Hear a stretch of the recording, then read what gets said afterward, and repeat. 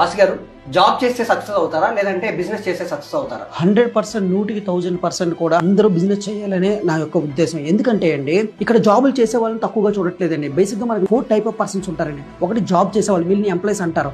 2 doctors, lawyers, కొంతమంది ఉంటారు professionals, వీళ్ళని సెల్ఫ్ ఎంప్లాయీస్ అంటారు. అంటే వాళ్ళ యొక్క టాలెంట్ ద్వారా డబ్బులు సంపాదించుకుంటారు. థర్డ్ కేటగిరీ ఏంటంటే బిజినెస్ మ్యాన్స్ అనమాట. అంటే ఒక వ్యక్తి తన కింద కొంతమంది ఎంప్లాయీస్ని పెట్టుకొని వాళ్ళ యొక్క టైంని, స్కిల్ని వాడుకొని డబ్బు సంపాదిస్తారనమాట.